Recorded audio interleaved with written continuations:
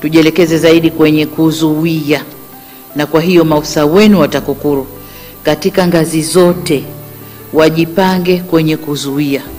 Ni maelekezo ya Rais wa Jamhuri ya Muungano wa Tanzania Mheshimiwa Dr. Samia Suluhu Hassan wakati anapokea taarifa ya utendaji kazi wa TAKUKURU kwa mwaka 2020-2021 katika hafla iliyofanyika Ikulu ya Chamwino Machi 30, 2022.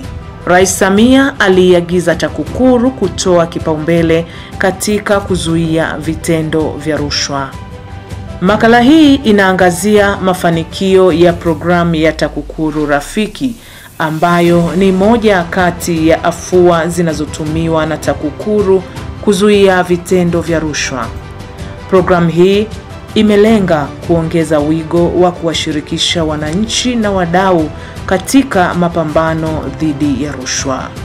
Inahusisha kutambua na kutatua kero katika utoaji wa huduma na utekelezaji wa miradi ya maendeleo ambazo zikiachwa pasipo kutatuliwa zinaweza kusababisha kutokea kwa vitendo vya rushwa kwenye jamii.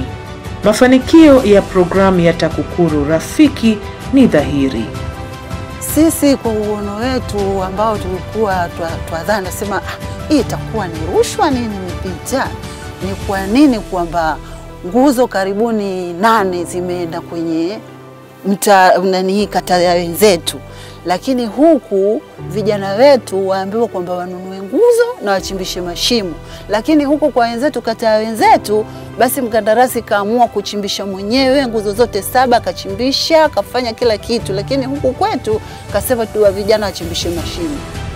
Tukajua hapa ni lazima kuna rushwa.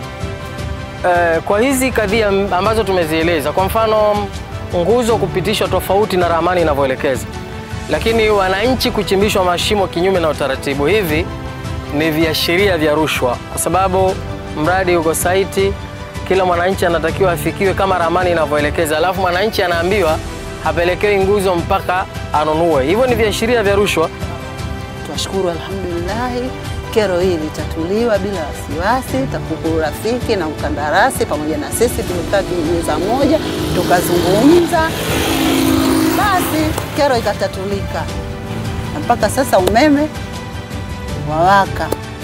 Kero ya ukosefu wa umeme katika mgodi wa dhahabu uliopo kata ya Nyamtukuza, wilaya ya Kakonko, mkoani Kigoma ilipotatuliwa, mapato ya serikali yameongezeka tofauti na ilivyokuwa awali, kwa kuwa sasa wachimbaji wameongeza mapato kutokana na kupungua kwa gharama za uendeshaji. Hii ni faida ya utekelezaji wa programu hii. Kutokana na ujio wa umeme kufika hapa tulipo, imeweza kusaidia kupunguza gharama za uendeshaji wa uchimbaji na kufanya waweze kupata faida iliyo kubwa kiasi na kufanikiwa kuilipia serikali mapato. Hapa tulipo wanaweza kulipa milioni 70 mpaka 80 kwa mwezi mmoja. Utatuzi wa kero zinazoibuliwa kupitia programu ya TAKUKURU Rafiki unasaidia kuimarisha uzingatiaji wa misingi ya utawala bora na kupunguza vitendo vya rushwa. TAKUKURU walivyokuja wenyewe walitoa elimu na baadhi ya viongozi wakawa wameelewa, na sasa hivi kwa kweli pesa zinazopatikana kupitia mradi wetu wa shamba la kijiji ni salama. Fedha zilikuwa zinapokelewa mikononi kiasi ambacho kilisababisha kusiwe na maendeleo ya kutosha ndani ya kijiji, lakini ujio wa TAKUKURU Rafiki baada ya kutoa elimu ilitusaidia kama kijiji. Fedha zikaanza kuwekwa benki na baadaye matumizi ya fedha yalikuwa yanafuata utaratibu kupitia vikao vya serikali ya kijiji. Kwa sasa tunanufaika, makusanyo yanaenda vizuri, fedha zote tunakusanya zinaenda benki. Ndio kilichotusababisha tukajenga madarasa haya 4, na imani kwa sasa kijiji kinanufaika na jamii wananufaika kutokana na utaratibu mzuri wa makusanyo ya kijiji.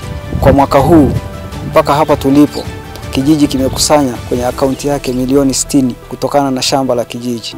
ambazo zimepangiliwa kwa ajili ya kukamilisha majengo haya hapa mnayoona, na baada ya hapo tujenge madarasa mengine mawili ili kusaidia wanafunzi wanaotoka mbali kilomita 8 mpaka makao makuu ya kijiji ambapo ni shule mama ya Chubi, ili wanafunzi walioko maeneo haya wapate elimu kwa urahisi. Zamani nilikuwa nasoma shule ya msingi Chubi, ilikuwa mbali. Nilikuwa nachoka, lakini kwa sasa nasoma karibu. Zipo kero zilizoibuliwa katika programu ya TAKUKURU Rafiki ambazo zinachochea tabia zisizokuwa za kiadilifu katika jamii, hasa watoto. Programu hii imesaidia kuondokana na kero hizo. Tunaishukuru TAKUKURU Rafiki kwa kututatulia tatizo la hili la kero la madangulo. Tunaishukuru, na sasa hivi mitaa yetu iko shwari, imetulia kabisa. Kwa nini dangulo lilikuwepo? Kumbe dangulo lilikuwepo kwa sababu kuna watu wanakula rushwa, kuna viongozi wananufaika. Tunasema ile proceeds of crime, yani watu wanapata mahitaji yao kutokana na zao haramu. Wahenga walisema kidole kimoja hakivunji chawa. Usemi huu unaakisiwa na utekelezaji wenye mafanikio wa programu ya TAKUKURU Rafiki ambao unategemea ushiriki wa wadau wanufaika wa huduma na wadau watoa huduma. Kwa hiyo kupitia jambo hili mimi nadhani tukiungana sisi wote viongozi katika maeneo mbalimbali. Sisi hapa tumelaunch kwenye kata zetu 20 na mitaa 106. Tukifanya hizi kampeni tukiwahusisha na wenyeviti wa serikali za mtaa, ina maana na mikoa mingine wakiendelea na mwamko huu wa hii TAKUKURU Rafiki, tunaweza tukasaidia serikali yetu, tunaweza tukamsaidia Rais wa Jamhuri ya Muungano wa Tanzania Dr. Samia Suluhu Hassan kufikia malengo anayoyataka. Ama kweli akufae kwa dhiki ndiye rafiki. Programu ya TAKUKURU Rafiki imekuwa rafiki wa mwananchi, kwani kwa kuondoa kero ambazo zinaweza kusababisha vitendo vya rushwa, inachangia katika kuleta ustawi wa wananchi ambalo ndilo lengo kuu la serikali. Tunasema hivi kwa sababu rushwa ni adui wa haki na maendeleo. Kuzuia rushwa ni jukumu lako na langu, tutimize wajibu wetu.